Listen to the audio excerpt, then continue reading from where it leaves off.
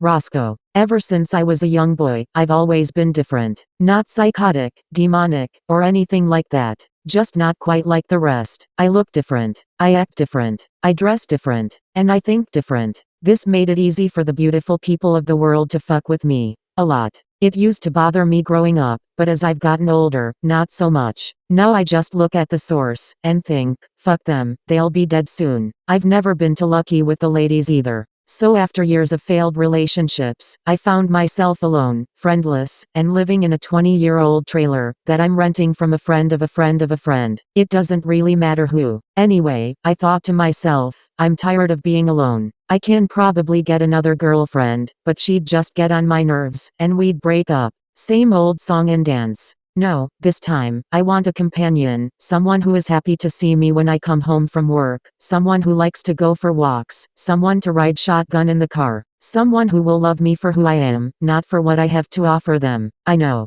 I'm gonna get a dog. So, the very next day, I got up, hopped in my car, and drove to the local ASPCA to get myself a dog. I walked in, told the lady behind the desk when I was looking for nothing big, a small dog, a lap dog so to speak. She said, sure, right this way. She took me into the kennel area, and showed me many types of little dogs, mini pinschers, chihuahuas, even a few Pomeranians, etc. They were all lovely dogs, but none of them really seemed to click with me. Then out of the corner of my eye, at the very end of the cages, all by itself, sat a metal box. The box was fully enclosed, with a tiny barred window in the door, resembling a prison cell. I said to the lady, what is that? She looked at me, as if I wasn't supposed to ask, and said, oh, that's Roscoe. We're not really sure what kind of dog he is. He's been returned to us several times due to behavioral issues. He's scheduled to be put down later today. That's why he's in the box. I'd like to see him, I said.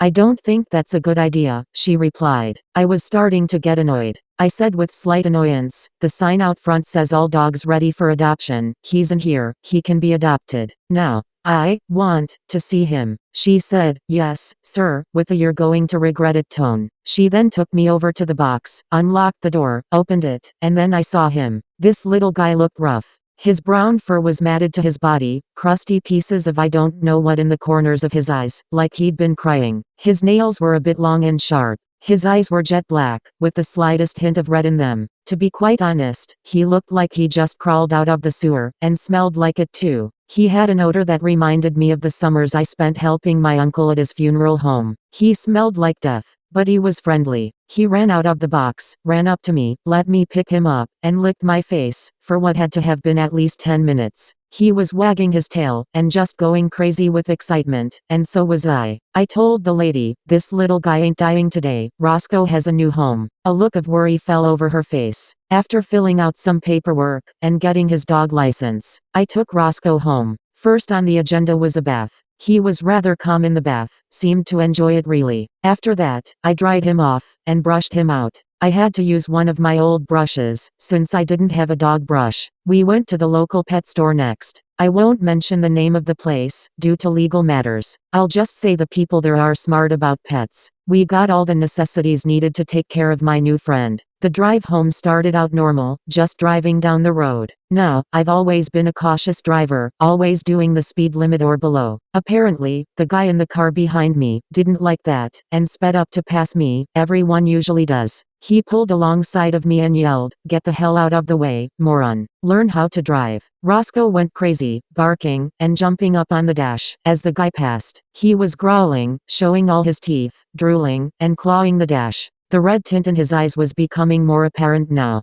He began banging his head against the windshield, in a crazed attempt to get at the guy, hitting it so hard, that it split his forehead open. Blood running down his face, on the windshield and on the dash. Oh my god. What the hell is happening? Roscoe, calm down. Stop. Roscoe, stop. I finally had to pull on the side of the road. Roscoe still frantic.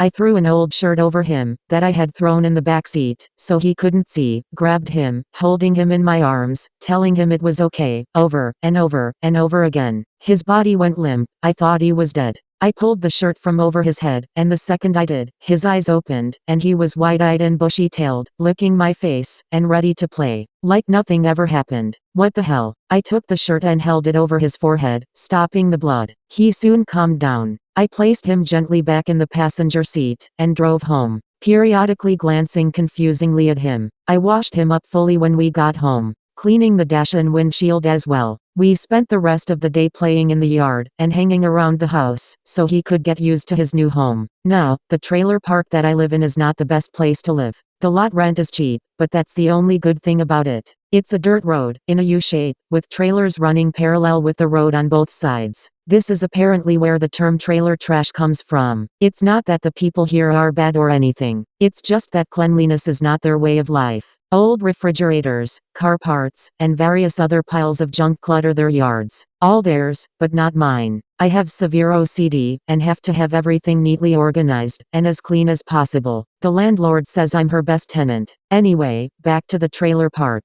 Now, the first trailer on the right, as you enter the park, has been raided multiple times by the local police, and there is always cars pulling in and out of there. I think they're selling drugs, but that's none of my business. And there's a trailer on the other side of the park, that has been abandoned for as long as I've lived here. It's so rundown, and falling apart, that several birds have made nests in the siding. You can hear them chirping and making other bird noises all night long. It's really creepy. Now, I know what you're thinking, how can you hear them, if they're on the other side of the park? Well, voices carry further at night, even bird voices. In the middle of the park is what the park manager calls a playground. It consists of an old beat-up swing set, a rickety metal slide, and a sandbox, that most of the cats around here use as a litter box. Most of the older folks here just sit out there and talk all day. No kids ever play there. I mean, who can blame them? It's a lawsuit waiting to happen. The night that I realized Roscoe was the perfect friend for me, came about 2 months later. That night, while taking him for a walk around the park before going to bed, we passed the old playground, as the serenade of various birds sang their song to the moonlit skies. Anyway, something told me not to cut through there, just complete the circle around the park, and go home, but it was close to my house, and I was really tired. At the playground, there were 2 guys that I'd never seen before. They were dressed in black hoodies, just hanging out. One was on the swing, the other was on the slide. As I passed them, I heard the guy on the swing say, "Nice dog. Can I pet him?" I said, "Sure." As the one guy bent down to pet Roscoe, I heard the cocking of a gun, and felt the barrel press hard against the back of my neck. "Give me your fucking money or you're dead," the guy from the slide, who now had a gun, said. The other guy leaped up, grabbed me, and slammed me against the slide, causing me to drop the leash in the process. What happened next sent shivers down my spine, and filled me with excitement at the same time. Roscoe went insane, his eyes turned bright red, skipping the growling and clawing part, and went straight for the guy's neck. He leaped up from a sitting position, grabbed the guy's throat, and began digging his claws into the side of his neck.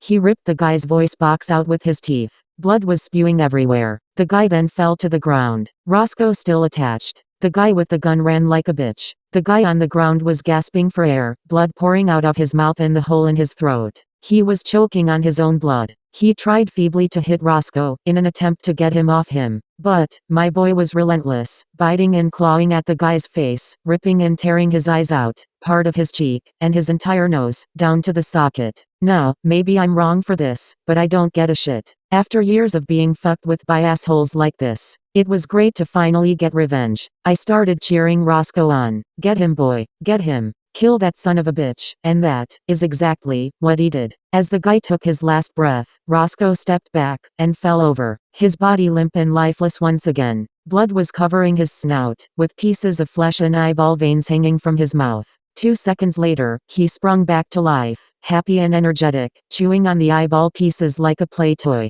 "Good boy, Roscoe," I said, as I picked him up, staring at the mutilated corpse that lay at my feet, and smiled. "Fuck him, let the cats eat the rest," I said. I carried Roscoe home, washed him off, and fed him the biggest steak I had. Raw, of course, just how he likes it. I didn't think he would be too hungry, after that little snack he just had, but he ate the whole thing. We soon went to bed. Roscoe snuggled up to my chest. I had the best night's sleep that I've ever had that night. Homicide detectives and police officials flooded the park the day after, going door to door, looking for witnesses as to what happened. Mrs. Jacobson, from 3 trailers down, found the body. She had to be given oxygen and a ride in the ambulance to get checked out. It traumatized her so bad. I'm sorry, Mrs. Jacobson. I really am. When the cops came to my door, I, of course, saw nothing, and Roscoe was on his best behavior, laying on the living room floor pretending to be asleep. I watched the coroner carry the body away. The cops finished up and went away as well. I asked my neighbor what happened, and she said, "Some guy was mauled to death last night.